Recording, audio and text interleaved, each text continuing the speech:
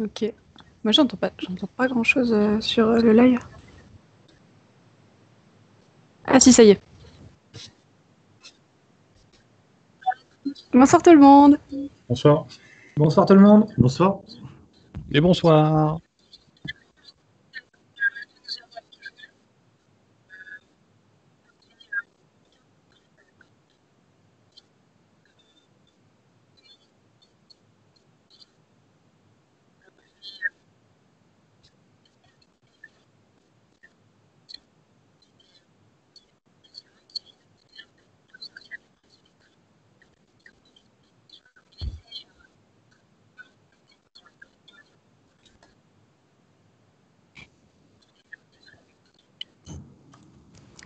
Ok. Bien, bonsoir tout le monde. Est-ce que je me présente d'abord comme je suis l'animatrice ou je présente d'abord les invités, comme vous voulez? Alors, moi, je suis Whitney, aka Space Explorer W sur les réseaux. Et je suis streameuse du spatial, donc sur ma chaîne Twitch, Space Explorer W, et je serai votre animatrice ce soir. Donc, je pense que nos chers invités vont se présenter. Je pense qu'on va commencer par l'expert du CNES, donc Simon ou Pierre, comme vous voulez. Vas-y Pierre. Pierre Bousquet. Profitez-en, je vais remettre le masque. Je suis expert en mission d'exploration du système solaire sous direction des projets scientifiques. Donc ça me donne la chance d'intervenir sur la plupart des missions en espace lointain. En particulier, donc, j'avais travaillé sur Curiosity, sur la préparation de Curiosity il y a quelques années, sur InSight. Sur Persévérance et ExoMars aussi. ExoMars qui malheureusement a été reporté de 2 ans, mais on a beaucoup de participation française sur ExoMars. Moi c'est Simon Tarivel. Voilà. Pareil, je vais devoir remettre le masque. Hop. Et donc, vous me connaissez sur les réseaux, je parle et je vous rabâche les oreilles avec le rover MMX. Mais des fois, je vous rabâche les oreilles avec le problème à 3 corps. Et là, ce sera un peu plus simple, ce sera du problème à 2 corps. Ce sera comment est-ce qu'on va de la Terre à Mars, puisque mon activité au CNES, outre le rover MMX, dont je vous parlerai un peu plus tard dans la semaine, c'est de faire des designs de trajectoires, pas forcément interplanétaires, mais notamment interplanétaires. Et donc, j'aurai la joie de vous parler de mécanique spatiale et de côtes de port, notamment. J'espère, si on a le temps. Voilà. Les fameux porkshops. On aura le temps d'en discuter. Eh bien, Aydendal et Dakites, je vous laisse vous présenter. Olivier, à toi l'honneur. Ok, merci. Bien, bonsoir. Moi, c'est Olivier, ou Aydendal sur les réseaux, amateur éclairé de spatial. Et j'ai la chance aujourd'hui d'être avec vous pour discuter de tout ça et apporter un peu d'appui ludique, on va dire, en utilisant KSP au voyage de ce rover vers Mars. Et mon côté, c'est Guillaume, donc Guillaume Duchesne, alias Dakites sur les réseaux. Je suis président de l'association Kerbal Space Challenge et on organise des reproductions de missions historiques, Viking, Apollo, Venera, etc. Sur KSP. On imagine être un outil franchement intéressant et performant pour l'approche pédagogique que ça permet. Et ça permet aux gens en fait, d'aller plus loin que le cadre du jeu et de nous proposer des dossiers qui sont confectionnés avec ce que eux apprécient, ce qui les passionne, que ce soit de l'exobiologie, des mathématiques, de l'Excel, de la programmation. Tout est bienvenu pour étayer un sujet donné. Très bien, c'est super tout ça. Donc pour le chat, je vais vous dire maintenant, n'hésitez pas à poser vos questions.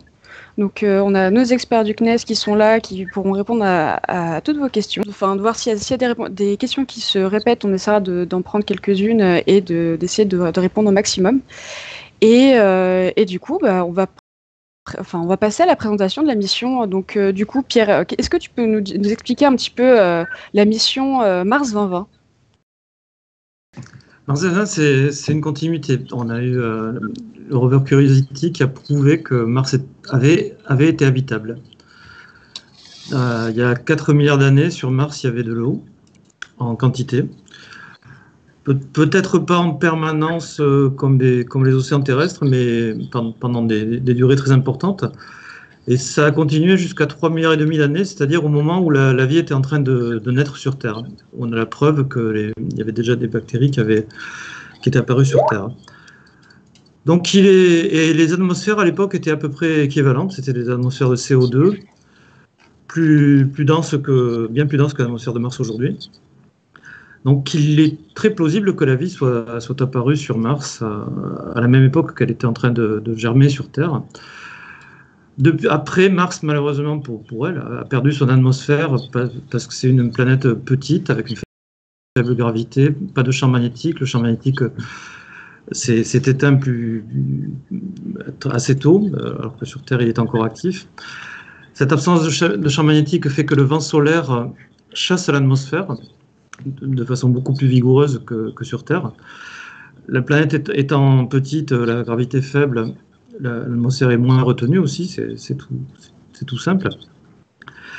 Donc petit à petit, l'atmosphère s'est effilochée et on est arrivé à une densité qui ne permet plus à l'eau liquide de rester sur Mars. Et à cause de ce phénomène d'échappement atmosphérique, en plus l'eau s'est échappée avec le reste de l'atmosphère et est partie. Donc aujourd'hui, il n'y a pas de certitude, mais on tout laisse à penser qu'à la surface de Mars, il n'y a pas de vie.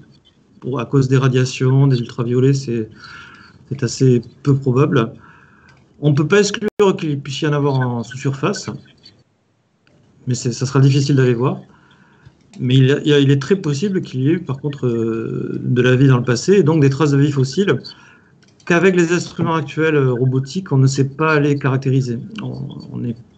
Il est possible que les rovers, les engins qui sont sur Mars aient piétiné des fossiles, mais sans s'en rendre compte. Donc le juge de paix, ça sera de ramener des échantillons. Et Mars 2020, Persévérance, son travail, ça va être de ramasser des échantillons avec discernement, de les laisser sur le bord du chemin pour qu'ils puissent être ramenés à partir de 2020 par des éléments supplémentaires qui seront lancés en 2026 et analysés sur Terre en 2031 dans des laboratoires. Et là, on saura avec certitude si ces échantillons contiennent des traces de vie fossile. Sinon, si la réponse est non, c'est qu'on a peut-être mal cherché et on aura envie de recommencer, mais les probabilités laisseront penser que s'il n'y a aucune trace nulle part dans la mission de retour d'échantillons, c'est qu'il n'y a peut-être jamais eu de vie sur Mars. Et ça serait très important, très lourd de conséquences, parce que ça voudrait dire que alors qu'on ne comprend pas forcément pourquoi, mais que la vie est exceptionnelle, elle serait apparue sur Terre et pas sur Mars. Et inversement, s'il y a des traces de vie fossile, bon, ça sera formidable. Et ça voudrait dire que la vie est banale, que la vie est sans doute dans une grande proportion des exoplanètes que l'on connaît aujourd'hui. On sait qu'il y en a des milliers, des centaines de milliards. Et donc la vie serait sans doute très répandue dans l'univers. D'accord. On a une question de Shkeru Loulou. Alors je suis désolée si j'écorche vos pseudos dans le chat. Qui demande est-ce qu'il peut y avoir une atmosphère épaisse même avec une faible gravité sur Mars? Oui. À la genèse de Mars aujourd'hui, il y avait sans doute une atmosphère de dioxyde de carbone, comme sur Vénus et comme sur Terre, et dans des densités équivalentes, dans des densités de plusieurs bars typiquement. Alors, la grosse différence, c'est que Vénus a gardé son atmosphère et son atmosphère a augmenté. Sur Terre, il y a eu l'apparition de la vie, la photosynthèse, qui a transformé le dioxyde de carbone en oxygène progressivement, ce qui a permis des formes de vie plus évoluées. Et sur Mars, comme je l'ai expliqué, l'atmosphère s'est échappée. C'est pratiquement échappé. Bon, il reste quand même une pression de 6 pascal. De 6 millibars, 1/150e de la pression terrestre. C'est la même pression qu'à 40 km d'altitude. Ici. D'accord. Ah, ça y est, dans le chat, on me dit que Heidendal est revenu. Ça y est, apparemment. Il était frisé. Oui, je suis. Alors, j'ai pris une deuxième question de Tinigui. Est-ce que l'on sait à l'heure actuelle quel événement a fait perdre son champ magnétique à notre petite planète rouge? Essentiellement, c'est la solidification du noyau. Alors, on n'a pas de certitude sur l'état précis du noyau, et tout laisse à penser qu'il est à peu près figé. C'est ça qu'il y a Insight d'ailleurs. C'est ça, il y a Insight derrière. Une belle photo là de Insight, un beau dessin de Insight. Un des objectifs compliqués de Insight, c'était de renforcer la certitude sur l'état du noyau. Est-ce qu'il est encore vaguement liquide ou solide? Mais en toute hypothèse, il est bien plus figé que celui de la Terre. Et donc, le champ magnétique qui est lié à des mouvements dans le noyau sphérique s'est éteint sur Mars. Et il y a des traces indirectes qui laissent penser que c'est arrivé il y a longtemps, que c'est arrivé il y a 2 milliards d'années à peu près. D'accord. Et du coup, c'est grâce également à Insight qu'on a su... comment mince, j'ai perdu ce que je voulais dire. Je suis désolée. Tant pis. Excusez-moi, c'est le stress un petit peu. C'est la première fois que j'anime une émission du CNES. Eh bien, on va parler peut-être à la présentation du lanceur qui va être utilisé pour lancer notre cher rover Persévérance. Alors, eh bien, je pense... Alors, je sais pas si Guillaume, t'es OK de ton côté au niveau de KSP? Ouais, on va voir le lanceur qui va se charger dans d'une petite minute. Ok. Donc, ce que vous allez voir, donc le lanceur utilisé, ce sera une Atlas V 541 de United Launch Alliance. Donc, en fait, pourquoi 541? Parce que pour le 5, donc c'est une coiffe de 5 mètres. Le 4 de 541, c'est parce qu'ils vont utiliser 4 boosters à propulsion solide. Et 1 parce qu'il y aura un seul, le moteur de l'étage principal de l'Atlas 5, qui est le RD 180. Donc c'est un lanceur à 2 étages et demi, entre guillemets, si on compte la coiffe. Et donc qui a déjà été utilisé, la configuration 541 a déjà été utilisée pour le lancement de Curiosity. Mais Atlas 5 a également lancé Insight, Mars Reconnaissance Orbiter et Maven, qui sont également des missions d'exploration martienne. Et du coup, je vais laisser Pierre parler de la charge utile, parler un petit peu plus de la charge utile. De ce que c'est commence. Ouais, on peut dire 2 mots du lanceur, peut-être, ce lanceur Oui. Atlas en version 541 qui a 4 boosters à poudre, c'est pratiquement la version la plus puissante. Ce qui est remarquable, c'est que c'est un lanceur de la société United Launch Alliance qui a été utilisé dans différentes déclinaisons très très fréquemment par la NASA depuis 15 ans pour lancer des missions en espace lointain. Voilà. Devenu un peu le lanceur de référence pour leur mission dans le système solaire. Solar Orbiter récemment a été lancé Exactement, oui. lancé avec ça. Insight, alors qu'il était plutôt surdimensionné.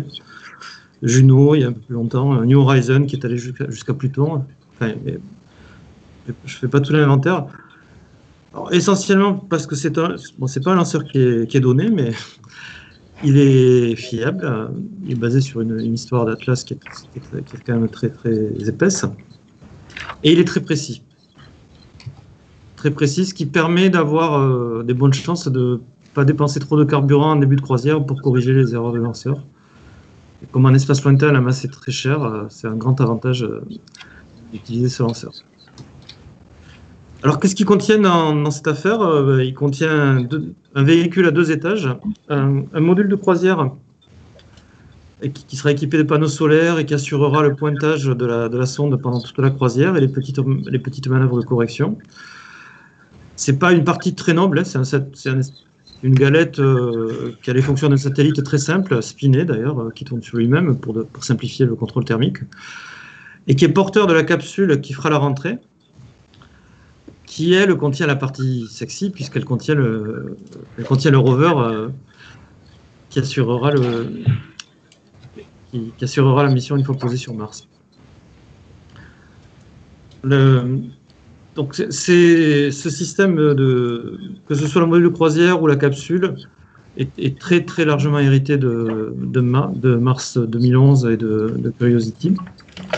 Dans la capsule, on a un bouclier de rentrée pour protéger la sonde des flux thermiques pendant la première partie de la rentrée atmosphérique sur Mars. Après ce bouclier de rentrée, il y a des parachutes qui sont mis en œuvre. Et puis un système très élégant qui a fait ses preuves en 2012 avec Curiosity, qui est le fameux Skycrane, qui est composé d'un étage propulsif qui freine pendant la partie finale de l'atterrissage, et le rover lui est suspendu, ce qui permet de poser en douceur la seule partie noble de la mission, la partie vraiment utile, qui est ce fameux rover. Dès que le rover touche le sol, le filin de 10 mètres à peu près qui le relie au module de propulsion est coupé, et le module de propulsion va s'écraser à quelques centaines de mètres. Ça a plein de vertus, ça permet déjà de poser en douceur ce qui le mérite, de ne pas trop abîmer le sol, polluer le sol à proximité du rover et soulever de poussière, puisque la propulsion du module de croisière n'est plus en opération en dessous de 10 mètres d'altitude, grâce à la longueur du fil. Et il y a une subtilité aussi, c'est le radar qui guide cette phase terminale d'atterrissage et sur le module de propulsion.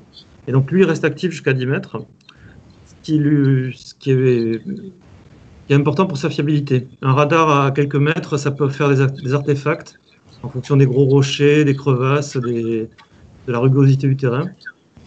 Et avec cette méthode-là, le radar fait son travail de façon fiable jusqu'à 10 mètres, et c'est le poser des roues du rover qui donne l'information. On est bien arrivé au sol, et je peux me débarrasser de la propulsion qui est au-dessus de ma tête. D'accord. Alors, j'ai une question de Beau Paraguay qui demande: les trajectoires Terre-Mars d'atterrissage de Persévérance sont-elles comparables à celles de Curiosity? Au premier ordre, je dirais que oui, mais Simon va en parler mieux que moi. Alors, après, toute trajectoire d'atterrissage va devoir viser un endroit différent, donc la trajectoire va forcément être différente. En revanche, là où on va trouver des similitudes, c'est effectivement sur une trajectoire d'atterrissage ne se soucie pas forcément des mêmes choses qu'une trajectoire qui va nous permettre d'orbiter après autour de la planète Mars. Alors, est-ce qu'on commence à rentrer dans le gros de la mécaspa tout de suite, hein, ou est-ce qu'on se laisse quelques autres questions avant de rentrer dans les gros schémas orbitaux, hein? Alors dans le chat, n'hésitez pas à poser vos questions avant qu'on rentre dans le vif du sujet. N'hésitez pas, on est là pour... On sort le barbecue, quoi. Ah oui, là, ça y est. Alors, c'est Anne Bod qui demande à quelle vitesse l'atterrissage. Donc, à peu près à quelle vitesse on dépose le... Ça se compte en mètres par seconde. C'est autour de 1,5 mètre, 2 mètres par seconde. Ce qui veut dire c'est une chute de quelques centimètres quelques centimètres. Tomber un truc de quelques centimètres de haut, c'est à peu près la vitesse qu'il a quand il touche le sol. Officiellement, c'est très doux. Hein. C'est 2,7 mètres par seconde. D'accord.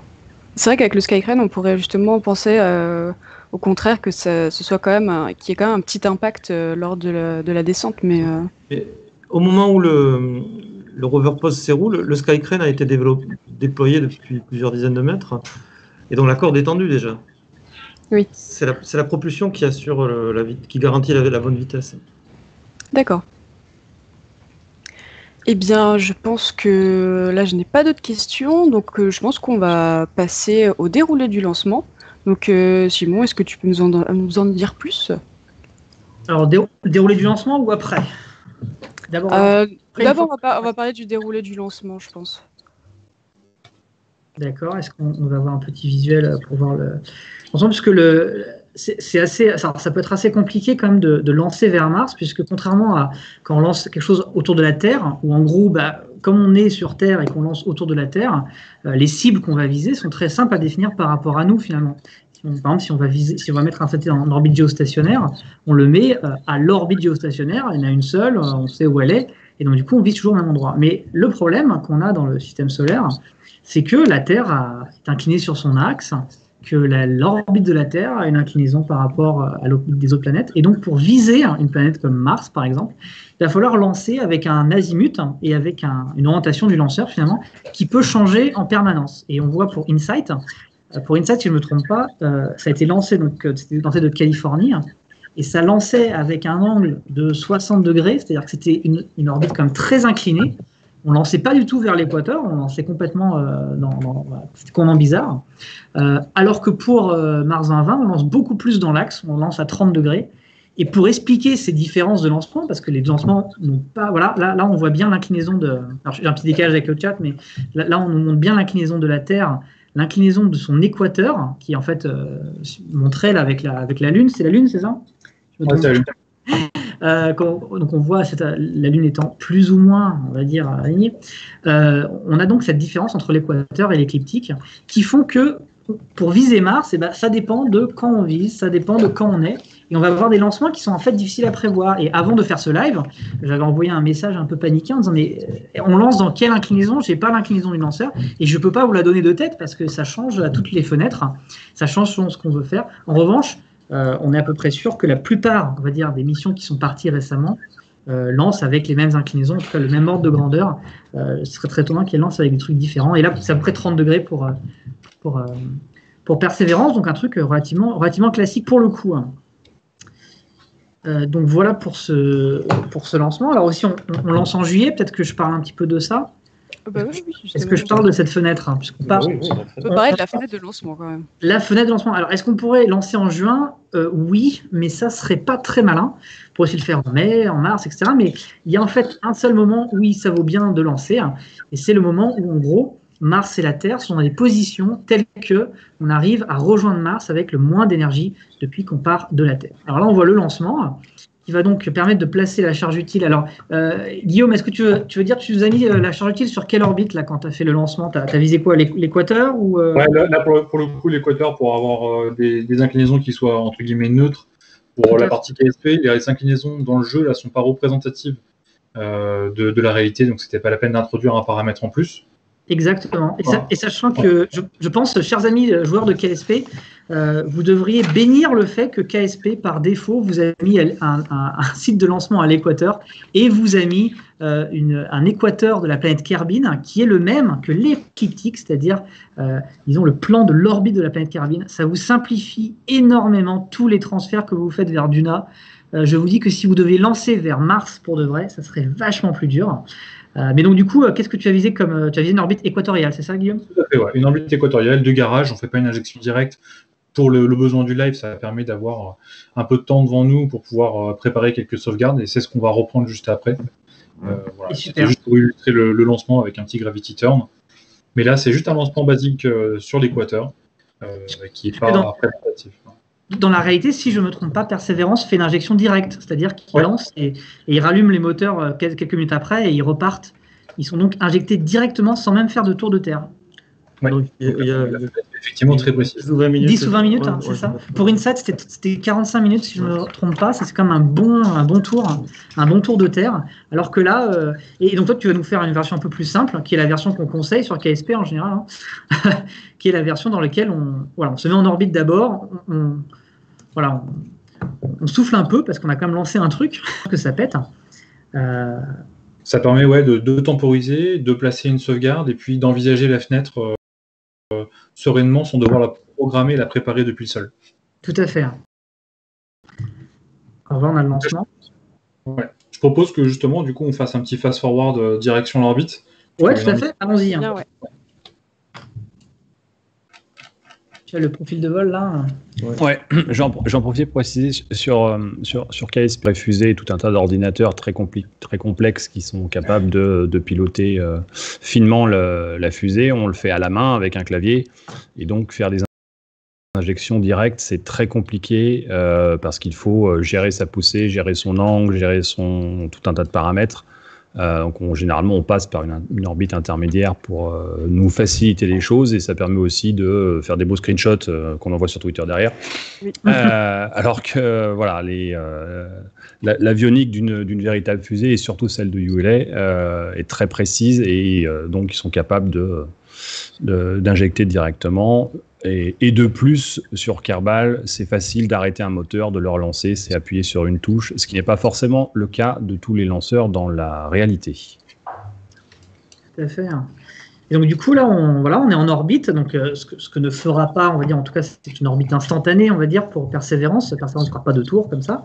Et ensuite, le principe, c'est que on va donc du coup attendre d'être au bon moment pour pouvoir finalement s'éjecter de la Terre et aller chercher Mars. Alors, du coup, on en a parlé là. Voilà, où est donc la Terre? Voilà où est Mars et voilà où est la Terre.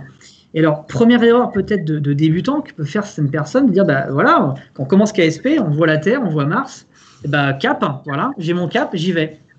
Parce que si on faisait ça, le problème c'est que quand on arrive sur Mars, alors, on va dire à admettre que ma trajectoire passait par le point que j'avais visé, ce qui n'est pas donné parce que pour faire cet angle-là, vous n'avez probablement pas assez de carburant, et ben Mars ne serait pas là. Qu'on avance de là. Donc du coup, en fait, ce qu'on vise à chaque fois en mécanique spatiale, on ne fait jamais des lignes droites. En fait, une position de Mars future. Et donc, alors là, tu vois, tu as un nœud de manœuvre. Est-ce que tu vas nous montrer Exactement. Donc là, en fait, on a une trajectoire de sortie de ce qu'on appelle la sphère d'influence de la Terre. Donc on va sortir et on va faire en sorte de sortir avec le vecteur vitesse qui soit directement dans la direction prograde de la planète autour du Soleil. On va bien le voir de vue du dessus. Vous voyez ici ma ligne orange qu'on a là, c'est ma trajectoire de sortie.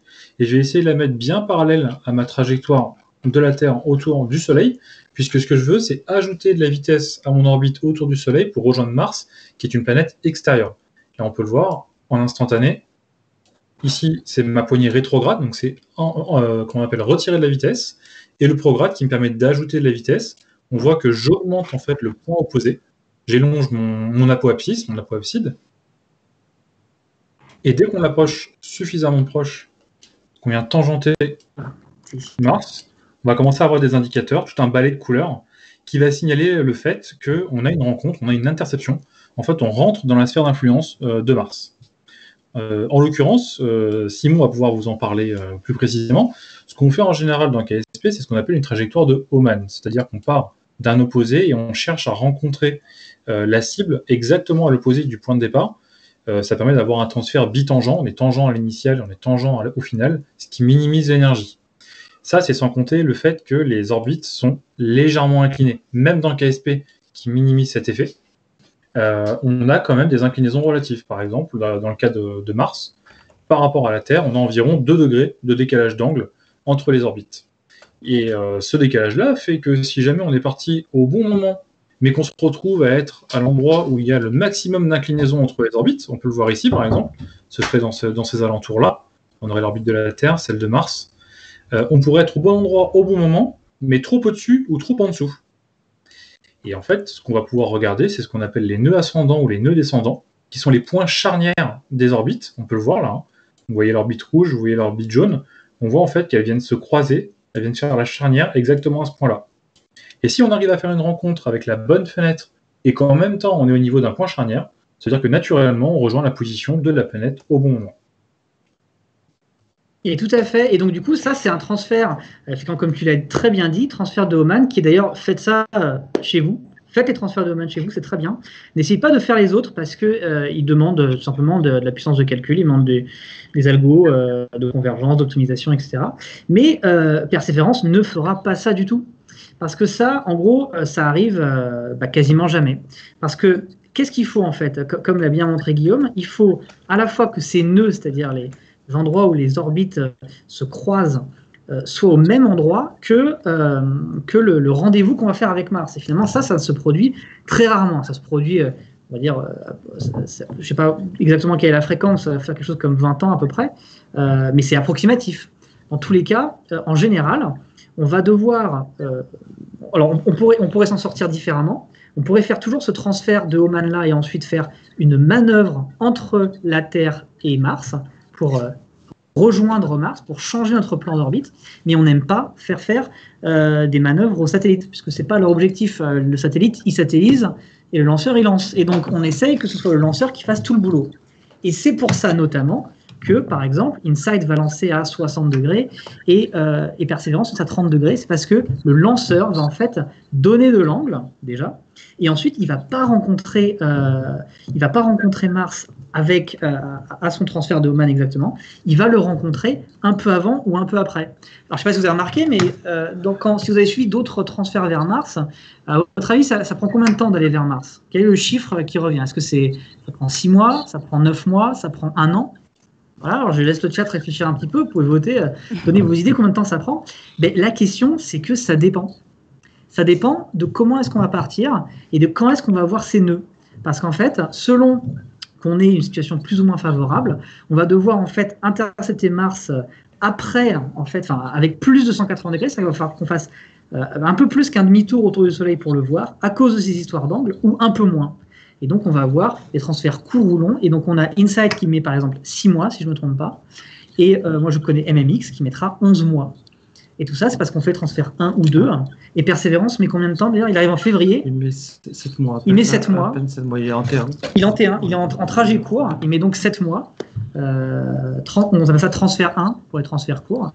Et est-ce que d'ailleurs, tu as ta trajectoire de transfert long, Guillaume, ou est-ce que c'est celle-là que tu montres là? Justement, je t'ai mis du coup en visuel le cas où en fait l'Oman ne serait pas idéal. Donc on aurait, comme tu dis, 2 points d'intersection possibles, celui qui est ascendant ici, celui qui est descendant ici, où on dépasse. Tu tournes un peu ta caméra, on a le X machin. Si tu pouvais tourner le champ de vue pour que Mars sorte en fait du coin. Parce que sinon, est-ce que vous êtes bien là? Ah oui, voilà, tout ça fait. Ouais, c'est bien. Donc là, je l'ai fait dépasser. Hein. On n'a plus un Oman classique. On vient intercepter 2 fois, une fois en montant et une autre fois en descendant. Ici, on va faire plus de 180 degrés. Donc, c'est le type 2 dont parlait Simon. Ici, on a une trajectoire qui est beaucoup plus courte, 6 mois au lieu de 11 sur la trajectoire plutôt ascendante, et où on fait moins de 180 degrés. Voilà. Dans le cas présent, on a effectivement l'occasion idéale et rarement reproduite en vrai de pouvoir descendre la peau abscisse pour la venir tangenter et trouver une rencontre qui cumule à la fois la position de Mars et le nœud ascendant, descendant. Oui, d'accord. C'est bien parce que j'apprends des choses. Moi, j'ai pour m'améliorer sur KSP plus tard, en fait. Donc, je crois que c'est bien. On apprend tous des choses. Les joies de la mécanique orbitale. Ah, la mécaspa, meilleure. C'est trop bien, la mécaspa. Excusez-nous, petite contrainte. Hein. Voilà, donc excusez-moi, je reviens au mouton. Donc voilà, transfert donc numéro 2 que tu as montré, mais pour l'instant, Persévérance fait un transfert 1. Et ça dépend des années. Hein. Et aujourd'hui, tous les trucs, ils lancent tous en juillet, ils atterrissent tous en février, plus ou moins. C'est comme ça, on n'arrive pas en mai. Ça serait vraiment bizarre de faire ça comme ça. En général, on choisit la plus favorable. Et c'est pas forcément la plus favorable en termes de delta V total pour... de carburant qu'on dépense. De carburant qu'on dépense au total pour rejoindre la cible. Et en moyenne, donc le Oman, ça serait 8 mois à peu près. Mais en réalité, donc c'est toujours un peu moins ou un peu plus. Voilà. Et c'est ça, j'ai parlé plusieurs fois de côte de porc. Alors pourquoi je parle de ça? En fait, c'est en anglais, c'est le pork chop. Le pork chop, c'est la côte de porc qu'on grille, voilà, au barbecue, c'est très bon pour ceux qui mangent de la viande.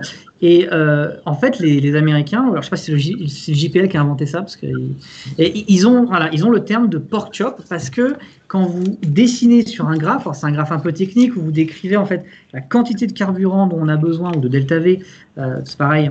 Pour aller de la Terre à Mars, et vous regardez ça en fonction du temps, quand est-ce que vous lancez, quand est-ce que vous arrivez, ça vous fait une sorte de surface, ça dessine une surface qui ressemble un peu, alors il faut quand même plisser les yeux et avoir très faim d'un barbecue, ça ressemble plus ou moins à une côte de porc, c'est-à-dire vous avez une sorte de diagonale assez longue, et puis vous avez un cœur au centre, qui est le cœur dans lequel on va lancer, et qui est on va travailler, ouais. Et c'est pour ça qu'on parle des pork chops et des côtes de porc qui définissent tous les trucs interplanétaires qu'on a, que ce soit Mars, Vénus, Jupiter, tout ce que vous voulez, les astéroïdes, on a toujours des pork chops à présenter. Voilà. Pour ceux que ça intéresse, j'ai mis le lien Wikipédia du pork chop plot, bon ça en anglais, mais au moins vous pouvez visualiser à quoi ça ressemble. Et pour les joueurs de KSP, c'est d'ailleurs quelque chose qu'on utilise en termes de représentation quand vous allez sur le site d'Alex Moon, justement, qui permet de calculer les fenêtres. Ça n'introduit pas le pork chop type T1, T2, on est plutôt sur du Oman ou avec des MCC, ce genre de choses, les mid-course correction. Mais on a en fait ce visuel que les joueurs de KSP ont déjà eu l'occasion de voir, à savoir une fenêtre de temps, une fenêtre delta V, et on est sur un repère bidimensionnel, et on peut voir via une gradation de couleurs quelle est la fenêtre idéale, et en général, plus on s'écarte de l'olive centrale, plus ça va coûter cher, et où il faudra prendre la corde, on peut gagner en temps, ce genre de choses. Alors, concrètement, la fenêtre, en fonction de la masse de carburant et de la performance de la fusée, de l'Atlas, la fenêtre s'ouvrait le 17 juillet et elle se fermera le 15 août. Et pour des raisons de problèmes techniques sur la base de lancement, j'ai pas toute l'histoire, mais le premier problème portait sur des systèmes de manutention de Palan, je crois, à Cap Canaveral. La NASA a déjà perdu, s'il lance le 30... Il vise aujourd'hui un lancement le 30 juillet qui est pratiquement au milieu de la fenêtre. Et ils ont perdu 13 jours par rapport à la première date de tir possible qui aurait été le 17 juillet. Bon, il n'y a rien de dramatique, hein, il reste 15 bons jours après le 30 juillet si jamais il y avait des aléas, météo, des choses comme ça. Mais il va quand même falloir lancer ce truc-là. Mais est-ce qu'ils ont dû ajouter du carburant ou pas, vu qu'à la base, ils avaient prévu de tirer plus tôt? Ou pas besoin, en fait, ou ça reste à peu près normal, Alors, en fait? Au niveau de la sonde, de ce qui va être du module croisière de Curiosity, ça ne change rien. D'accord. Il est prévu avec une certaine quantité de carburant. En toute hypothèse, lui, il a pas de complément de performance à rajouter. Il ne fera que des corrections de trajectoire pendant la croisière.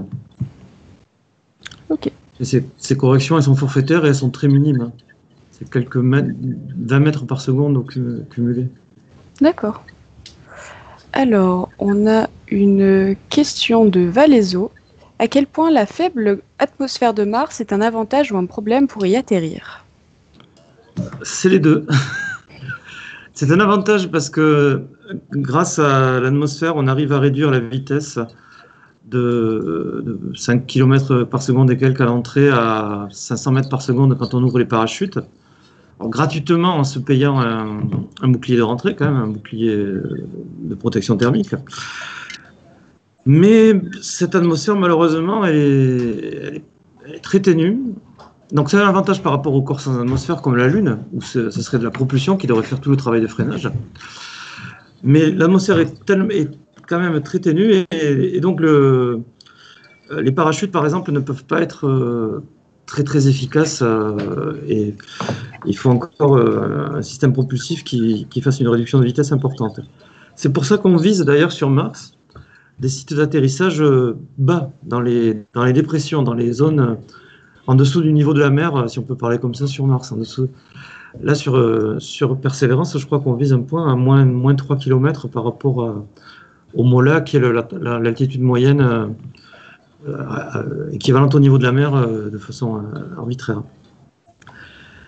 Donc l'atmosphère est juste suffisante pour arriver à gérer un atterrissage qui n'est pas trop coûteux en termes de propulsion, mais il faut pas se louper. Et notamment, les trajectoires d'entrée dans l'atmosphère sont très rasantes pour optimiser la durée du freinage dans une trajectoire qui reste assez tangentielle par rapport à la planète jusqu'à ce qu'on plonge et qu'on ouvre les parachutes. On peut comparer à Vénus. Sur Vénus, il n'y a pas besoin de parachute. Une sonde avec une capsule et un disque qui va doubler son diamètre apparent, ça suffit pour se poser comme dans de la mélasse et arriver en douceur sans qu'il y ait besoin de propulsion. Mais sur Vénus, l'atmosphère est de 90 bars. Ok. Bien, j'espère que nous avons répondu à ta question. Alors, je ne sais plus qui avait posé la question. Valaiso. Valaiso, merci. Alors, j'ai loupé une question tout à l'heure. Alors, je vais la retrouver. Je l'avais notée. Elle était là. Donc, une question de Manuel Don Carlos. Donc, bonjour à tous. On parle encore de lancement avec des moteurs à poudre. Il y a quelques années, des travaux sur les canons magnétiques étaient évoqués. Ont-ils été complètement abandonnés ou y a-t-il des études à ce sujet? Alors, je ne sais pas si... Des canons magnétiques pour lancer des fusées? C'est pas la technologie moderne des fusées qu'on a. Ça serait très science-fiction, très en avance, je pense. Ouais, je me demande si j'ai pas vu des études de concept pour la Lune là-dessus, pour des bases de lancement depuis la Lune, mais c'est assez futuriste quand même. Le problème d'un canon depuis la Terre, c'est qu'il faut quitter l'atmosphère de la Terre. L'atmosphère de la Terre est assez dense. Donc un canon qui chercherait à donner 7 km par seconde pour être placé en orbite terrestre, il faudrait qu'il donne une vitesse bien supérieure pour traverser la basse atmosphère, avec à la clé un problème de bouclier thermique pour le protéger de cette phase-là. Ouais. Donc ça se conçoit vaguement pour la Lune, mais comme je disais, on n'en est pas encore à lancer des bases de lancement opérationnelles sur la Lune. Et la poudre, bon, ça a l'air ringard, mais ça marche très bien. Alors, Atlas n'est pas qu'à poudre, il a 4 propulseurs auxiliaires à poudre, mais ses moteurs principaux sont en propulsion liquide. Et c'est des boosters comme Ariane. Assez high-tech. Ouais. C'est ça. C'est une aide à la poussée, comme par exemple. C'est pour décoller, pour arracher le lanceur au début. Par exemple, les EAP d'Ariane 5, donc les étages à accélération en poudre, fournissent 90% de la poussée au décollage. Ouais. Alors donc c'est quand même très utile et c'est vrai que c'est encore utilisé et que c'est assez fiable pour l'instant. Et pendant qu'on refait le monde, je vois que Guillaume est en train de magnifiquement terminer son arrivée sur Mars. Tout à fait. Alors, j'en profite justement pour vous montrer que ça, c'est notre trajectoire telle qu'on l'a éjectée donc, depuis la Terre. Alors, évidemment, comme on disait, avec les calculateurs qu'on a dans les différents centres spatiaux et de mission, de contrôle de mission, on a la possibilité de définir très précisément des trajectoires et des injections qui nous permettent d'atteindre un périastre, c'est-à-dire au sol de Mars, qui soit à la fois bonne en termes d'inclinaison et en termes de proximité. En l'occurrence, dans un KSP, sans ces outils, qu'on peut intégrer via des modes, mais sans ces outils-là, en général, ce qu'on préfère, c'est tenter d'avoir une interception déjà propre. Donc une interception, c'est dès qu'on arrive à rentrer dans la sphère d'influence, donc dès qu'on a l'affichage d'un périastre, entre guillemets, c'est gagné. On a fait 99% du travail. Ce qu'on peut faire ensuite, c'est programmer une deuxième manœuvre, donc c'est ce que j'ai fait. Je l'ai programmé 20 minutes devant moi, vous pouvez le voir en bas, juste ici. Pour pouvoir affiner en fait cette manœuvre-là. Et donc là, on voit que tout à l'heure, j'ai dépensé environ 1000 mètres par seconde pour faire ma manœuvre d'injection. Alors, on n'est pas à l'échelle réelle. Et là, en l'occurrence, ma petite correction me coûterait 18,7 et encore, elle n'est pas spécialement optimisée. En tout cas, au départ, on allait passer par-dessus, on allait passer au-dessus de Mars, on peut le voir. C'est-à-dire que j'avais beau faire tout ce que je pouvais en termes de fenêtres pour ajuster mon passage, l'idéal, c'était que je passais à quelque chose comme 23 millions de mètres, 23 000 kilomètres au-dessus du pôle Nord de Mars. Donc là, je suis en train en fait, de faire une manœuvre qui me permet de rabaisser ce périastre autour de Mars, vraiment le redescendre. Là, en l'occurrence, on a une collision directe, on peut le voir, on n'a pas de périastre affiché, on voit les pointillés qui viennent disparaître dans la surface. C'est pas souhaitable. Non, le litho-braking n'est pas une bonne...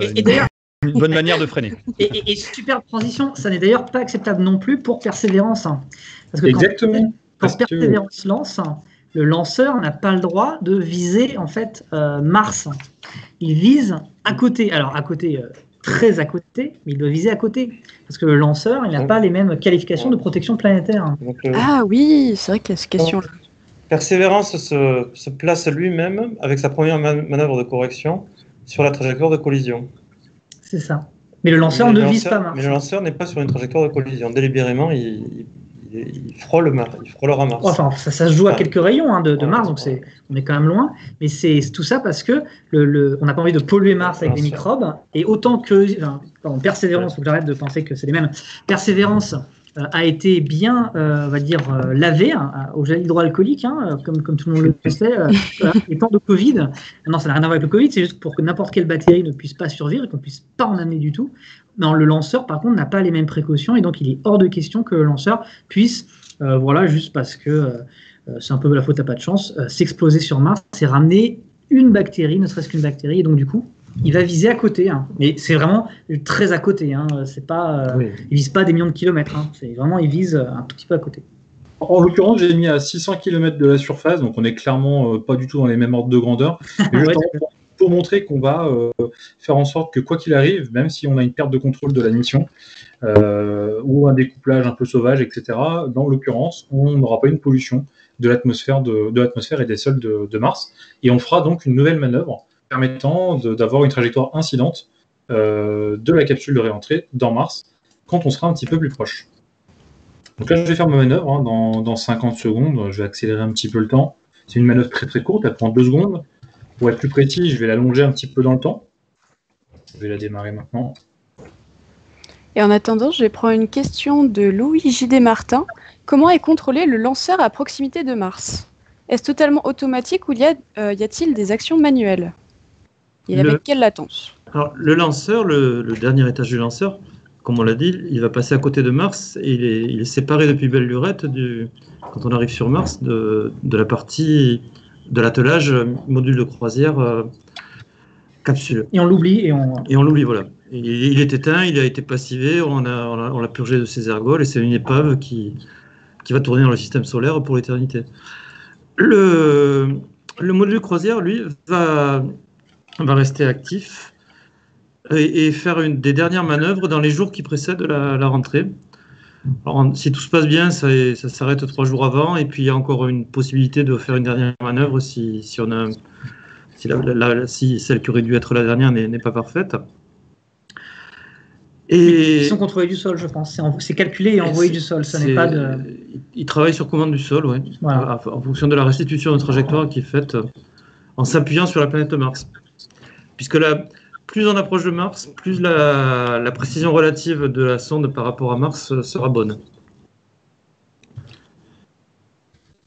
D'accord. Par contre, dans la toute dernière phase de réentrée, ça c'est du full auto, quoi. Une fois que l'orbite est calée, les 8 minutes de cauchemar, comme on dit, ça, c'est déjà c'est pas du temps réel pour nous, puisque je pense que ça doit être à peu près les mêmes durées d'asynchronisme qu'on a. On doit être à quelques minutes de décalage quand elle va atterrir. Typiquement un quart d'heure, ça dépend après. Voilà, donc ça sera déjà rentré, déjà posé, que nous on verra juste le début de la rentrée au niveau télémétrique. Absolument. On ne peut rien faire. Il est déjà mort au moment où il rentre. Si c'est le cas, il est déjà mort. Et il va bien, il est déjà posé, tout va bien, il n'y a pas de raison de se faire de mourir. Donc là, on voit qu'on a accéléré le temps, effectivement, et que donc Guillaume, tu arrives bientôt, tu te rends bientôt vers Mars. C'est ça, on voit toute la beauté de la mécanique orbitale qui dit qu'en s'éloignant d'un corps central... Ouais. C'est super parce que là, on va profiter d'un truc pour vous rendre compte qu'en fait, c'est Mars qui rattrape le satellite. Hein. Exactement. Ça n'est pas le satellite qui fonce vers Mars, c'est que là, le satellite, il n'a pas assez de vitesse, en fait. Si vous regardez bien, c'est Mars qui va le rattraper. Et donc, même si vous avez la trajectoire qui va en diagonale, en haut à droite, là, et ben vous devriez voir, en fait, c'est Mars qui se rapproche du satellite. Hein. Et donc, si vous êtes sur le satellite, dans KSP, un truc qui peut arriver, c'est que vous visez, par exemple, la Lune ou Mars, et vous regardez devant vous, et vous voyez rien. Et tout d'un coup, vous vous retournez, et là, vous vous rendez compte que vous êtes à quelques minutes de vous prendre un corps céleste dans la tête. Et là, c'est un peu ce qui va se passer, si tu ralentis pas. Oh mon Dieu. Est-ce qu'on aura un boom? Est-ce qu'on aura un litho-breaking? Donc là, du coup, on est à 620 km de la surface, c'est ce qu'on avait programmé. Alors moi, pour l'instant, j'ai gardé mon étage de carburant au cas où le carburant au sein de la capsule soit pas suffisant pour assurer la désorbitation. Il n'y a vraiment pas de raison, hein. Mais je le garde. On n'a pas forcément trop parlé, ça permet de l'avoir un peu en visuel. Je vais le découpler maintenant parce que cette fois, on est vraiment en voisinage et qu'on n'a pas envie de balancer au sol de Mars. Donc la séparation, elle va se faire maintenant. Hop, on a un focus sur cette partie-là. Voilà. Donc ça, forcément... Alors, du coup, je pose la question. L'étage de transfert, on le découple clairement à la fin du burn. Donc on est en gros encore relativement proche de la Terre qu'on a largué cet étage-là. Oui. Ouais, c'est le cas. Il est séparé à à moins d'une heure après le décollage. D'accord. Donc dès qu'on est sur la bonne trajectoire, la trajectoire visée, on s'en sépare. Il est vrai qu'on pourrait procéder autrement, puisque il y a une phase balistique, peu importe que les corps soient accrochés ou pas. Mais je pense que pour des raisons de fiabilité, c'est mieux de s'en séparer le plus vite possible. D'accord. Alors, j'ai une question de RP505. Quelle est la taille de l'ellipse d'incertitude autour du lieu d'atterrissage de Persévérance? Pour le connaisseur. De tête, c'est 5 km, je crois, ce coup-ci. C'est réduit par rapport à ce qu'avait pu faire Curiosity. Grâce à une technique où ils vont optimiser l'ouverture des parachutes. La sonde saura se repérer par rapport à sa trajectoire théorique et elle calera l'instant d'ouverture des parachutes au mieux, ce qui permet de réduire la grande longueur de l'ellipse. Ce qui fait la largeur de l'ellipse, c'est lié uniquement aux erreurs d'injection de l'orbite d'entrée, de la trajectoire d'entrée.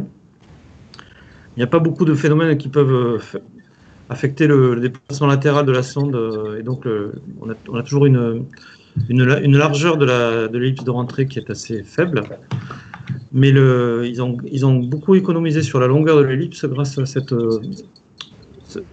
ce pilotage en quelque sorte de l'instant d'ouverture du parachute. Et d'ailleurs, c'est ce qu'on voit souvent, enfin je pense ceux qui ont joué à KSP, d'avoir l'habitude quand vous visez le centre spatial de Carbine, vous arrivez plus ou moins à le voir passer en dessous de vous, mais en général il passe en dessous de vous, ou alors vous atterrissez avant, vous atterrissez après, c'est très dur en fait d'arriver pile à l'endroit, mais on va généralement passer au-dessus du centre spatial si on le vise pour refaire une rentrée. Et là c'est le même principe, parce que là on voit Dectest qui est en train de nous faire de faire un burn de correction là, si je ne m'abuse. Exactement, je ramène notre périapsis à 17 km dans l'atmosphère pour faire une rentrée directe qui nous permettra une capture. Une descente directe. Et là, en fait, quoi qu'il fasse, en fait, il va arriver, le plan de son orbite ne va pas changer, en fait. Ça serait même difficile de le faire changer, même s'il avait beaucoup de problèmes avec son joystick. Il arriverait quand même à avoir plus ou moins cette entrée-là. Mais en revanche, ce qui va se passer quand il rentre dans l'atmosphère, et donc, est-ce qu'il va aller trop loin ou est-ce qu'il va arriver trop près? C'est ça dont parle Pierre, et qui est effectivement beaucoup plus dur à gérer parce qu'on va devoir gérer les frottements. En fait, c'est l'atmosphère qui va nous amener là où on veut, alors que viser le couloir, finalement, le couloir dans lequel on est, ça c'est très facile, hein, entre guillemets, hein, on est quand même à des millions de kilomètres, de le viser. Le problème, c'est la longueur de l'ellipse, c'est-à-dire sur la trace, est-ce qu'on arrive trop tôt ou trop tard? J'ai dit 5, c'est à peu près 10 km la distance, la longueur du grand axe de l'ellipse d'atterrissage. En pratique, en général, ils font mieux. Et alors, le dernier étage, la couronne qui supporte les différents panneaux, elle est éjectée quand? 10 minutes avant la rentrée. Mais elle meurt aussi, alors elle va rentrer. Elle va rentrer aussi. Ouais. Elle va rentrer, se cracher quelque part. Mais celui-là, il a dû être stérilisé. Oui, aussi, oui, tout à fait. Mais il va donc se baigner quelque part, on ne sait pas. Enfin, il brûle. Hein. Entièrement? Majoritairement. D'accord. Okay. Ça va finir en débris sur Mars. Il y aura 2-3 morceaux. Bon, il a pas de Phobos ou Deimos qui passe régulièrement. Là, on voit dans la phase lumineuse qui disparaît derrière l'ombre. On la voit tourner en fait en se rapprochant. Alors, je sais pas laquelle c'est là pour l'instant. On va aller regarder. Ok, donc celle qu'on voyait passer, c'était Phobos au plus proche. On la voyait prendre la lumière et disparaître dans l'ombre de Mars. Je pense que c'est trop petit pour Twitch en tout cas. Là. Nous, on n'arrive pas à voir. Possible.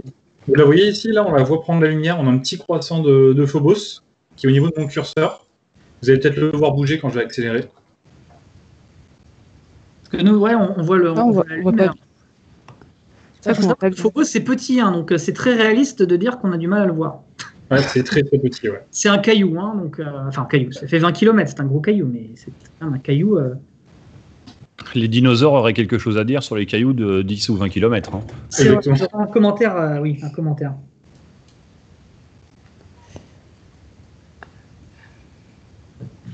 Ouais, et je pense que pour la couronne, vu qu'elle n'a pas de bouclier, je ne sais pas à quelle vitesse se fait la rentrée, mais ça doit être à 6 ou 7 km/s, quelque chose comme ça. 5,5. 5,5. En Voilà, fait, ça fait aussi partie du rendez-vous, la fameuse côte de porc. On essaie aussi de la placer, de choisir des trajectoires qui sont certes très économes en carburant pour le lanceur, mais aussi qui vont en fait essayer de dépenser un peu plus de carburant lanceur pour avoir une vitesse de rentrée la plus faible possible. Alors, on ne peut pas réduire ça autant qu'on veut, ça c'est sûr, il y a un peu un minimum à dépenser, enfin un minimum à subir, mais on va quand même essayer d'avoir des vitesses les plus faibles possibles. Oula. On a eu un petit kraken, ça fait partie de KSP. Ah, on a eu un pépin. On a eu un boom, ça y est, on l'a eu. Alors, c'est là où on peut parler quand même de... Voilà, un beau pépin. On peut expliquer quand même que ce genre de mission-là et ce genre de phase-là, sont bourrés de ce qu'on appelle des points de panne uniques, qui sont un peu inévitables finalement. C'est-à-dire que s'il y a un truc, à un moment, qui se passe mal, c'est foutu. Et on essaie de jamais avoir ça dans le spatial, même dans l'ingénierie en général, mais il y a des moments où, voilà, si le parachute ne s'ouvre pas, c'est fini. D'où les fameuses 7 minutes de terreur. Voilà. Je pense que ça sera pas très différent. Je me rappelle que sur Curiosity, il y avait 60 éléments pyrotechniques qui doivent être tous ouverts en séquence les uns derrière les autres avec des boulons explosifs. Et donc, c'est un peu comme un feu d'artifice. Il faut que ça soit parfaitement timé et que chaque ouverture mécanique ait lieu au bon moment. Si le bouclier reste accroché, par exemple, au reste de la capsule après qu'il ait fini son travail de protection, et on va s'écraser. Alors, il y a une question de Le Geek. Est-ce que l'étage de croisière rentre dans l'atmosphère ou est-ce qu'il s'écarte de la trajectoire de collision? Non, il va rester accroché à la capsule jusqu'à 10 minutes de la rentrée. Il va la suivre pendant la rentrée, peu de choses près. Et donc il va brûler. Puisque lui n'a pas de bouclier, il n'est pas fait pour rentrer. Il va brûler se désintégrer dans la haute atmosphère.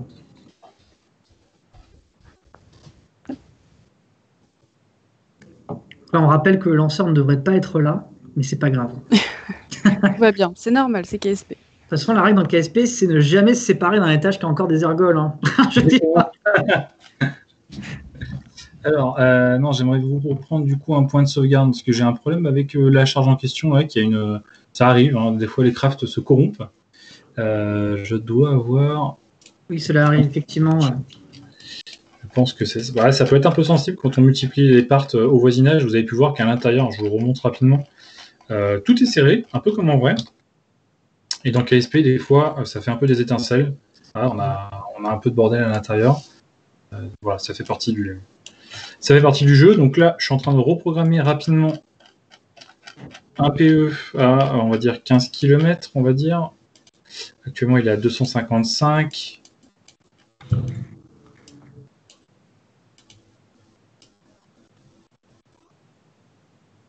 Voilà, on va arriver proprement par l'extérieur. D'ailleurs, pendant que tu règles le truc, on va dire un grand merci à l'équipe Mars 20 qui a une réunion en ce moment-là, en direct, a commencé sa réunion et ils devaient la voir dans cette salle, cette belle salle Insight, mais ils nous l'ont laissé, et donc un big up à eux. Ils font une réunion avec la NASA, donc on ne peut pas leur dire attendez les mecs qui font un live Twitch, c'est ça dans un quart d'heure là ou autre. Voilà. La réunion en direct sur Twitch. Ouais, c'est ça. Ils apprécieraient à fond les Américains avec le hater. On pourrait se connecter, ouais. Tout à fait. On pourrait se connecter avec la galette. Non, ce serait pas apprécié, mais en tout cas, voilà, un grand merci aux équipes de Mars 20 qui donc sont en réunion en ce moment à côté. Des équipes Sol. Ici. Oui. Si on est dans Équipe le Supercam d'ailleurs, ouais. Ou Sam. Supercam. Supercam. Devrait être bon. Hop. Donc, je relance l'approche de Mars. J'ai perdu Mars. Dans le chat, on me demande de les inviter sur le live, les personnes de l'équipe de Supercam. Je suis sûr qu'ils adoreraient, mais ils sont pas trop dans l'ambiance là. Ils bossent. Ouais. J'ai pas d'ailleurs évoqué Supercam. Enfin, la plupart d'entre vous sont. On est tellement habitués. sont au courant, mais donc on est quand même très fiers de cet instrument français qui a fait ses preuves. C'est une version améliorée de CanCam qui a fait ses preuves sur Curiosity. C'est Là, on combinera un LIBS et un Raman, c'est-à-dire des instruments qui sont capables de faire de la composition élémentaire et minéralogie à distance, à partir d'impact d'un laser à haute puissance. Et donc, c'est un instrument qui est génial parce que c'est comme un revolver qui est tiré, comme un faisceau laser qui est tiré dans tous les azimuts autour du rover. Et très puissant puisqu'il permet de caractériser la matière et la composition élémentaire à entre 8 et 15 mètres autour du rover sans le déplacer. Et dès que quelque chose est excitant, mérite une investigation plus poussée, le rover pourra s'en rapprocher et éventuellement faire un prélèvement à cet endroit-là. Donc sur Curiosity, ChemCam, le grand frère de SuperCam, est utilisé tous les jours, systématiquement. C'est un instrument très, très populaire. C'est le plus utilisé. Pas sortant à tirer, c'est ce que disait Sylvestre. C'est l'instrument tactique le plus utilisé de loin. Et on a cumulé maintenant des millions de tirs laser. Disons que cette fois, sur SuperCam, pour avoir le son, oui. Le son de l'explosion laser, parce que là, ça tire, on n'entend pas, mais là, on va entendre piou, piou, piou. Et oui, là, maintenant, il y a le microphone qui va être ajouté. Et le crépitement de l'impact du laser ça fera pas piou. peut jouer un rôle, peut jouer un rôle sur l'interprétation des résultats. Et puis, mais accessoirement, le microphone, il permettra d'écouter le vent aussi. Alors, tout se passe bien. Guillaume, là, on est prêt pour une rentrée. Ça y est, on passe à l'entrée atmosphérique. Et donc là, on commence les donc quelques minutes de terreur. Donc voilà, on a... Là, en général, c'est là où on a la perte de communication en fait en direct to Earth, parce qu'en général, parmi les trucs qu'on regarde beaucoup dans la mécanique spatiale, c'est comment est-ce qu'on peut faire rentrer le vaisseau à un moment où donc, le site d'atterrissage est en dessous de lui, enfin où on va aller vers le site d'atterrissage, pas ailleurs, et au moment où on va voir un autre satellite qui passe à proximité pour regarder ce qui se passe. Parce que le truc qui a traumatisé tout le monde, je pense, c'est peut-être Beagle. Non, c'est Mars Polar Lander. Mars Polar Lander qui a traumatisé d'abord parce que vous lancez un truc et puis il n'atterrit pas. Enfin, Mars Polar Lander, c'était en 99. Ça a traumatisé la NASA parce qu'ils avaient fait le pari d'avoir sa rentrée de façon aveugle, sans possibilité de télémesure. Donc ils l'ont perdu et ils ne savaient pas pourquoi. Et moi, ça m'a traumatisé parce que je faisais le commentaire à la Cité de l'Espace de l'atterrissage. et au bout d'une demi-heure, on attendait le premier bip à la surface de Mars, je trouvais un peu le temps long quand même. Ah zut. Mais ouais, non, mais c'est atroce parce que à la limite, l'échec arrive toujours et on est certain qu'à force de lancer les trucs vers Mars, on aura un autre qui aura un échec. C'est certain. Mais savoir pourquoi, c'est quand même important.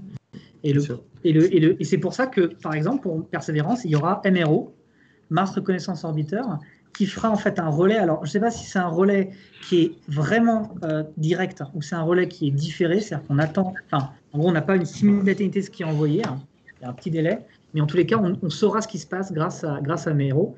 Et espérons, on saura qu'on a le parachute qui s'est déployé. Et sur Schiaparelli, qui était l'atterrisseur de l'agence européenne en 2016, il y a eu un échec. Schiaparelli s'est crashé, mais il y avait un relais qui a permis parfaitement de reproduire le scénario. On sait exactement pourquoi il s'est... Et c'est si important, cette histoire de relais, que ça a justifié les CubeSat Marco. Alors, si vous connaissez InSight, si vous avez suivi un peu la mission, InSight atterrissait, et il n'y avait pas moyen de faire atterrir InSight à un moment où il était vu par d'autres... soit par Odyssey, Mars Odyssey, soit par MRO. Et donc, le seul moyen, c'est d'envoyer des CubeSat dont l'unique rôle était de suivre InSight, mais d'être dans une position où il pouvait faire le relais de sa télémétrie. C'est les paparazzi. Alors là, on a eu la séparation, on a un peu de retard avec le chat. Je ne sais pas combien de minutes on a, mais nous, ici, on voit le... Ouais, alors pour le coup, il y a eu une coquille d'un découplage qui s'est fait trop haut. Je pense qu'il y a un truc qui s'est coincé à l'intérieur. Donc, je reprends une sauvegarde que je sais qui est fonctionnelle, au moins. Ça va être bon. Et surtout, on a pu voir la différence en fait entre l'histoire d'ellipse de précision dont on parlait. Là, je suis rentré à 18 km au lieu de rentrer à 25. Et en fait, du coup, j'étais très court dans ma trajectoire et j'atterrissais côté nuit plutôt que côté jour. Mm-hmm. Et c'est là, aussi... Ouais. Et c'est aussi pour ça d'ailleurs que sur les trajectoires, il y a pas mal d'infos. Il y avait, je pense qu'il n'y en aura plus maintenant, mais au début, il y avait pas mal d'incertitudes sur exactement quand est-ce que tel événement se produisait ou tel événement, parce que voilà, selon comment on a tiré, selon l'entrée qu'on a, et ben, on peut avoir des événements qui se produisent plus ou moins tôt. Donc on a rechargé pour revoir ce qui se passe avec donc le parachute qui sert essentiellement qui sert à tuer de la vitesse, mais quand on peut le faire, et on va le larguer au moment où on n'aura plus finalement assez de vitesse pour qu'il soit efficace, quoi.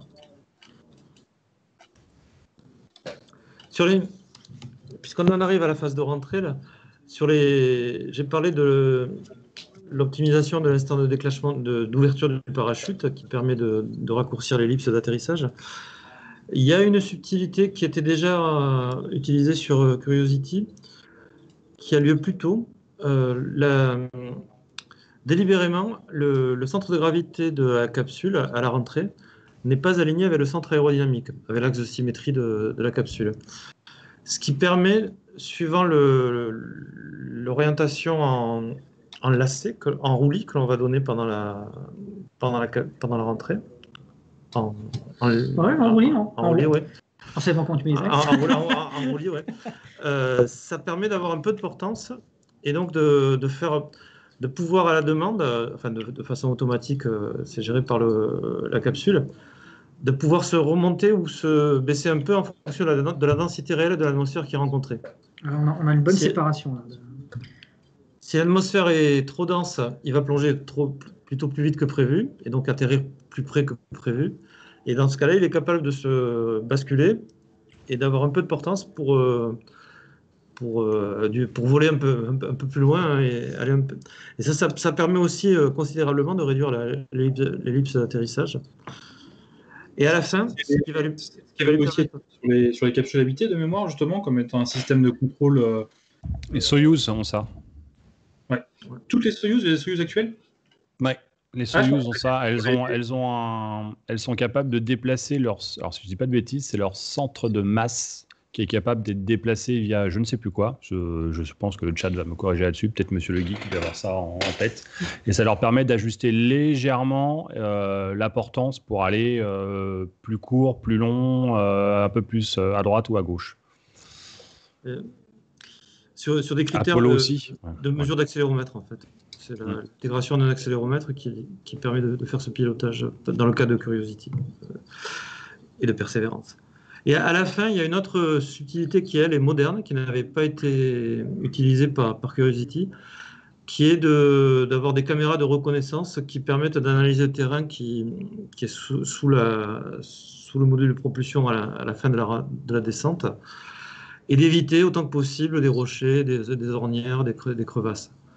Donc pour Curiosity, ces caméras étaient embarquées, elles ont pris des mesures qui ont été interprétées, mais qui n'ont pas servi de façon robotique à l'atterrissage. Alors que là, ça sera réellement en boucle fermée. Et grâce à ça, il devrait se poser. Là, on doit arriver à la phase finale. On a un peu de retard, là, mais on espère un déployer. Du carburant de quelques secondes. Ça prend plus. Ah non. Non. Il est fait en peu de douceur, mais il s'est pris le Skycrane sur la tête. Oh là là. Le Skycrane s'ouvre, donc on ne doit pas être loin là. Vous êtes en décalé. Vous allez voir. Ah oui, effectivement. Ça arrive. Voilà. Ça c'est le cas qu'il fallait avoir. Donc là, en fait, on peut dire ce qui a été fait finalement, c'est que tu as freiné en fait trop doucement. Ouais, exactement. Tu aurais dû la jouer un peu plus suicidaire. J'ai pas fait un suicide parce que j'étais large sur mes précédents essais. J'ai voulu être très safe pour cette fois-ci. Donc là, on est tombé en pleine essence quand Et donc, n'ayant plus de propulsion, le module de propulsion s'est craché sur le rover. C'est ça, parce que si vous n'avez jamais essayé d'atterrir sur un corps planétaire, ce qui peut arriver, en fait, la solution la plus efficace, c'est de freiner au dernier moment. C'est-à-dire que vous réservez, en fait, vous faites de telle sorte que votre trajectoire, vous ne freinez pas, et tout d'un coup, à un moment, vous décidez de freiner, vous freinez au max, c'est-à-dire vous mettez les propulseurs à fond, et ensuite vous priez qu'au moment où votre vitesse arrive à 0, où vous avez annulé votre vitesse, et bien là, vous êtes au sol posé et plus rien à faire. Et c'est d'ailleurs exactement ce que fait Curiosity. Alors, dans les faits, on ne freine pas exactement à fond, on se donne des marges, et là, visiblement, Non pas fonctionnel. Et cela arrive, cela arrive. Et c'est pour ça qu'on appelle ça un suicide burn, c'est-à-dire une poussée suicide, parce que s'il se passe un quelconque problème, si vous avez mal estimé le moment où il fallait le faire, vous allez faire un lithofreinage, vous allez arriver au sol avec vraiment beaucoup trop de vitesse.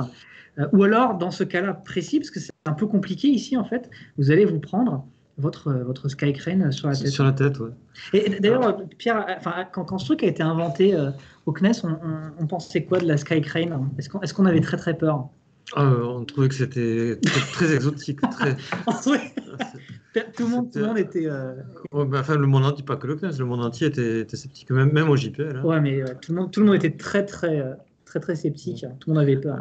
Après, pour la petite histoire, la mésaventure de recevoir un truc sur la tête une fois qu'on est posé sur Mars, c'est peut-être arrivé à un atterrisseur soviétique il y a 50 ans. Les soviétiques et les Russes, depuis d'ailleurs, ont eu énormément de malchance sur les missions martiennes. Il n'y en a pratiquement aucune qui a marché. Même, il n'y en a aucune qui a marché de façon satisfaisante. Mais il y a un atterrisseur russe, je ne sais plus son numéro de référence, au début des années 70, qui a émis pendant 10 secondes. Une fois posé sur Mars, il fonctionnait et il a renvoyé des données pendant 10 secondes. Et après, il s'est éteint pour toujours. Donc, c'était un demi-succès parce qu'ils avaient réussi pour la première fois à se poser, mais ils n'ont pas fait de mission derrière. Et il y a plusieurs hypothèses. Certains pensent que c'est la poussière parce qu'il était tombé en tempête de poussière. Donc, la poussière qui l'aurait endommagé, mais au bout de 10 secondes, c'est... On va phase finale parce qu'on a un peu de délai. Est-ce que ça a marché? Oui. C'est vous qui direz? Oui, ça y est. C'est bon. J'arrive plus trop à switcher sur mon rover pour une raison que j'ignore. C'est bizarre, il n'est pas reconnu. Alors qu'il l'était avant. On le voit, il est en dessous. Là, je suis sur mon Sky Crane qui a plus de jus. Excellent. Voilà, Mesdames et messieurs, nous avons atterri sur Mars. Le Sky Crane s'est écarté. T'as pris un angle quand même là parce que. Je vais donner un tout petit peu d'angle, j'ai à peine eu le temps. Il y a la rotation de la planète, c'est bon. Voilà, c'est ça. La force de Polaris va nous aider, va nous sauver. Ici, là. Non, il s'est écarté, ouais. Non, il s'est écarté, mais un peu quoi. Là, je serais persévérant, je serais pas 100% confiant. Regardez comme il est content, il danse. Et donc, je finis mon histoire pour la mission russe. Ce qui a pu se passer, et c'est pas tout à fait impossible, c'est que ce sont les parachutes qui seraient tombés sur l'atterrisseur après qu'il se soit posé. Ah ouais, c'est pas de chance, ça. Ouais. Donc là, on voit, j'ai un peu de retard, mais on la danse, qui n'était pas tout à fait un mode attendu depuis de Curiosity, Persévérance. Il s'est dégourdi les jambes, là. Il y a du jeu dans les joints. Donc on a une version simplifiée du petit rover Curiosity. Il y a une version plus élaborée que vous aurez l'occasion de découvrir à la fin du live, puisqu'on a une petite surprise annonce. Mais voilà pour le dépôt de Curiosity dans les règles de l'art du premier coup. Bravo en tout cas. Magnifique. Bravo. Magnifique. Dans le chat, vous pouvez applaudir Guillaume qui a fait ça avec succès. Et du premier coup. Et du premier coup.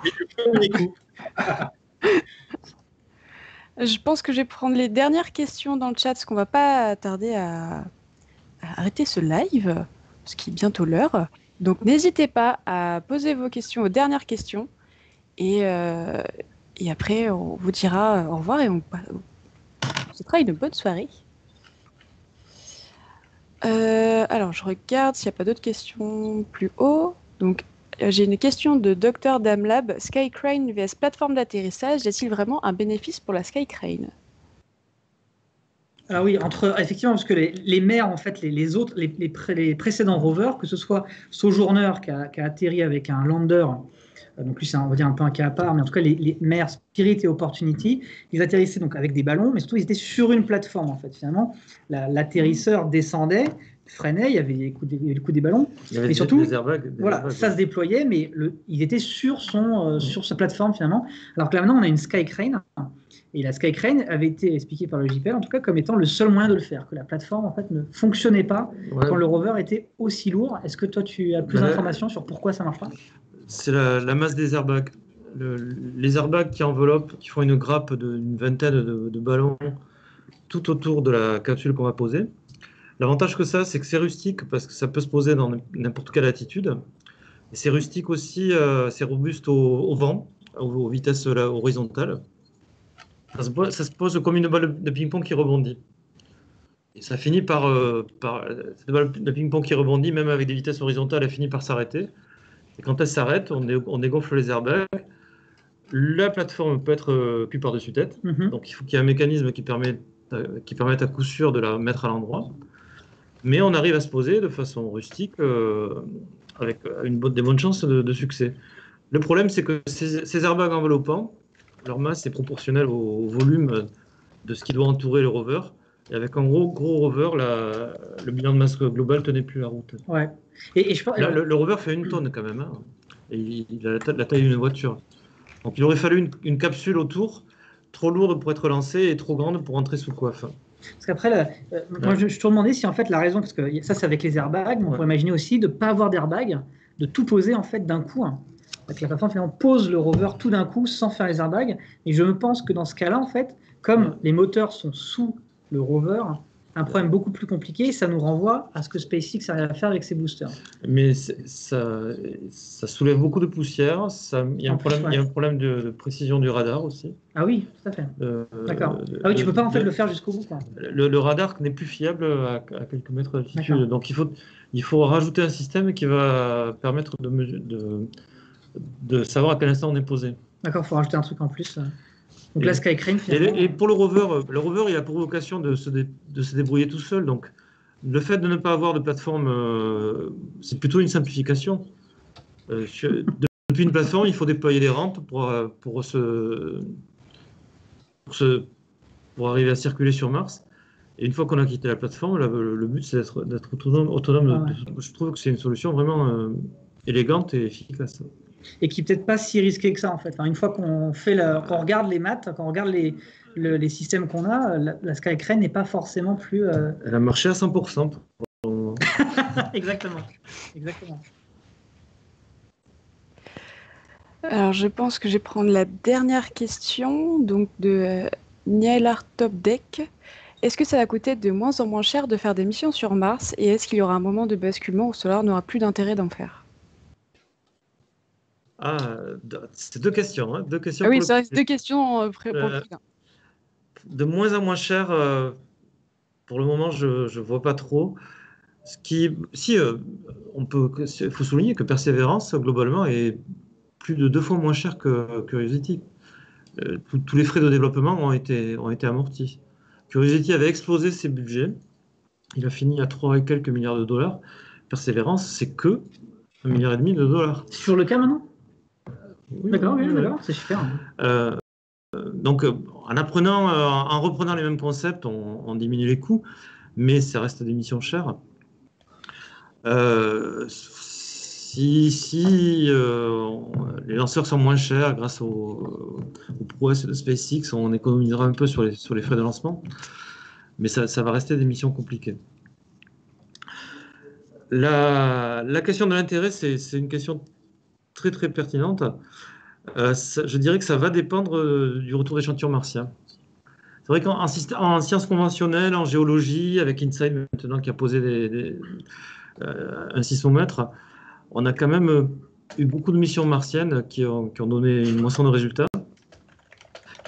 Mais si on trouve des indices de vie fossile grâce au retour d'échantillons martiens, on va vraiment avoir envie de revenir sur Mars, de fourrer pour chercher de la vie fossile, de la vie au présent. S'il peut y en avoir, c'est dans des nappes phréatiques qui sont connues aujourd'hui, vers 1 km de profondeur. Donc il faudra installer des forêts à une échelle kilométrique. Et s'il y a des chances qu'il ait pu y avoir de la vie et qu'il y en ait encore au présent, ça va être un argument supplémentaire pour envoyer des hommes un jour. Mais on va vivre bientôt la transition entre la fin de l'intérêt des missions robotiques et la possibilité d'une aventure avec une exploration humaine. Je trouve que c'est une merveilleuse conclusion avec la situation finale de notre... Tu as roulé un peu vite quand même, parce que la vitesse... Voilà, donc là, c'était pour vous permettre d'introduire le fait que non, sur Mars, on ne roule pas à 30 km/h. Voilà, tout à fait. Même tu étais à plus, t'étais à 100 là, non? J'étais à 15 mètres par seconde, donc ça doit faire 60, je sais plus combien. 50 mètres par, ça fait 50 km/h à peu près, ouais. Inquiet. On compte en centimètres par seconde. Voilà. C'est ça. Quand on a autant d'argent entre les mains, c'est plus safe, on prend le temps et on voit qu'Opportunity a duré. Et on s'amuse pas à faire danser le rover sur la planète Mars aussi. Ah, pas festif. Eh bien, je pense que je vais laisser reprendre le micro Mathilde. Mathilde, est-ce que tu es toujours là? Oui.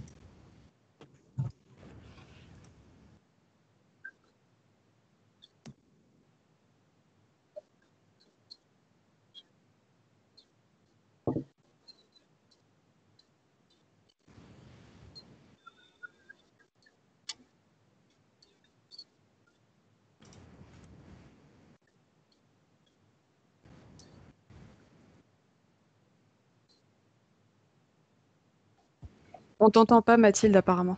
Nous, on t'entend, mais pas eux. Oui, on entend.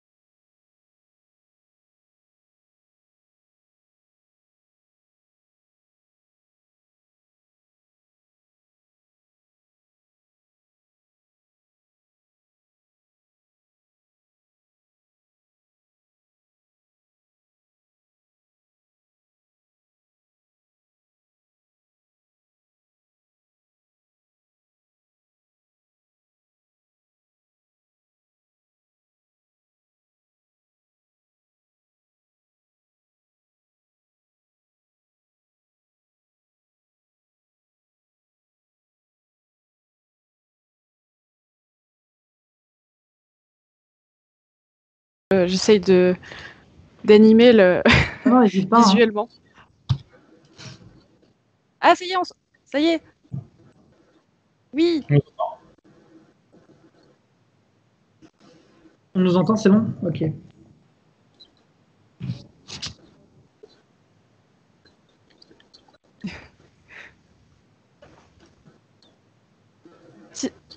Ah, attends, On entend tout le monde sauf Mathilde? On t'entend pas, Mathilde. Ouais. Bah, sinon, tu nous dis un truc et on répète. Hein. On répète, ouais.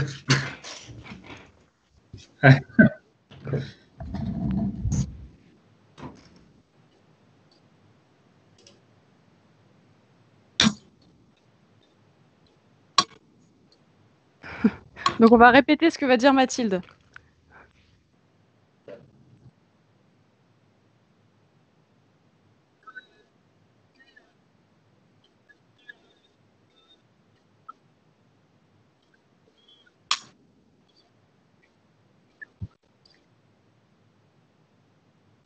Donc, elle nous remercie pour notre participation à nous 5. Donc Simon, Pierre, Olivier, Guillaume et moi. Merci Mathilde d'ailleurs. Nous on dit merci Mathilde. Oui, merci Mathilde. C'est ça, merci.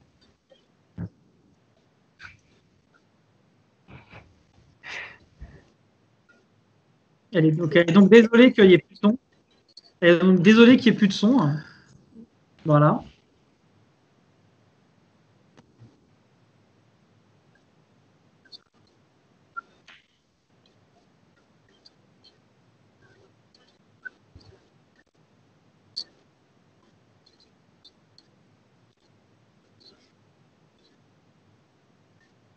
Alors merci à tous les viewers parce que ça faisait quelques temps que le CNES voulait essayer de faire un live comme ça, en espérant que ça vous a plu.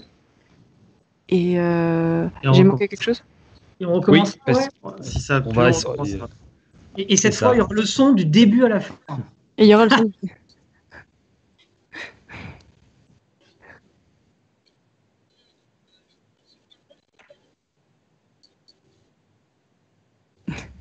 Alors merci au modérateur de PogScience Forever.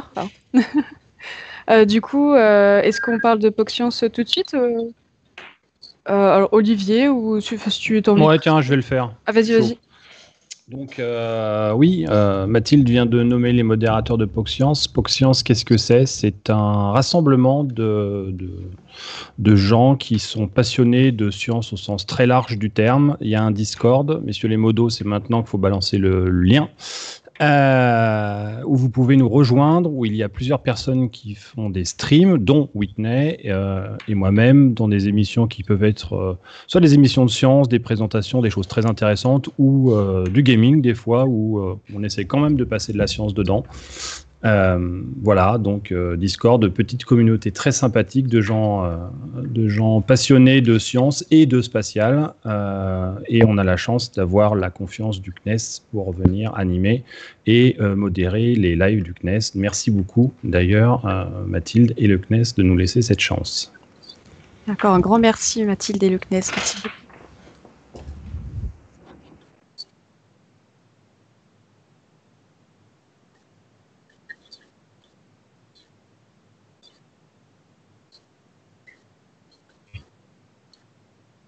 Ouais, normalement, pour le coup, c'est du 1080p. On va voir ce que ça donne. Donc, Mathilde me donne la parole pour parler de l'annonce qu'on a à faire, nous, côté association Kerbal Space Challenge. On est très fiers et honorés de pouvoir annoncer le 6e opus des Kerbal Space Challenge portant naturellement sur la mission Mars 2020 et plus largement sur Mars Sample Return. Le début du challenge est officiellement pour le 30 juillet, si on arrive à être dans les temps pour l'inauguration de l'article.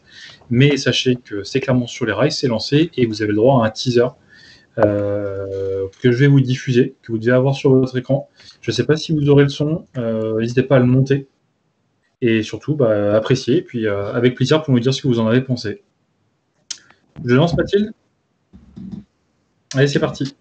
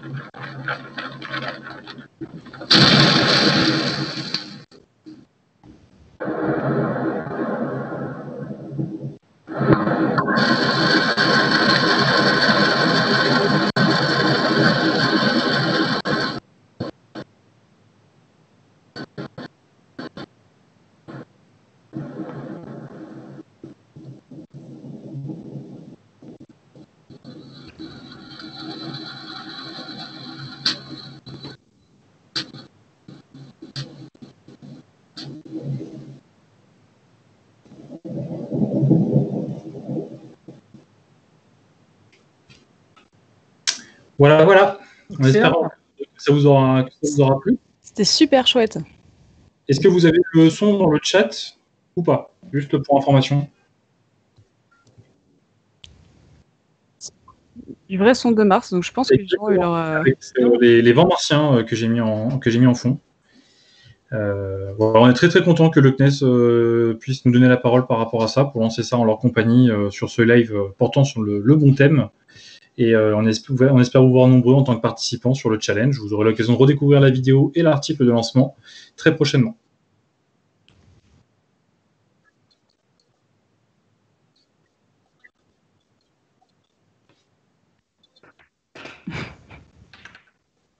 Oui, donc on va y aller. Jeudi, on n'oublie pas, à partir de 9h, marathon Twitch sur la chaîne du CNES avec beaucoup de gens. Il y aura Monsieur Dassaju, je crois que Simon, tu reviens nous voir. Il y aura la je suis avec toute l'équipe du Rover. Et ouais. Voilà, donc il va y avoir plein de gens sympas. Il y aura un replay du Mission Control de ce soir de Whitney sur sa chaîne à 21h. J'en profite pour faire ta pub. Hein. Merci. Et ensuite, le live depuis la Cité de l'Espace à Toulouse avec Alice, notre chère Alice, en tant que... et le CNES et plein de monde pour le décollage, si tout se passe bien. Et aux dernières nouvelles, c'est un 80% go pour Atlas. Exactement. Donc, ça devrait être bon. À 13h50. 13h50 heure française. Et donc, marathon dès le matin, plutôt que d'aller à la plage. Voilà, dès 9h, vous revenez ici et il y aura plein de choses super intéressantes qui vont se dérouler sur toute la journée pour vous accompagner pour ce bel événement. Voilà, on aura le son, les bonnes vidéos et tout ça. Ça, c'était un wet dress rehearsal, comme on va dire. Et pour le lancement, on sera bon.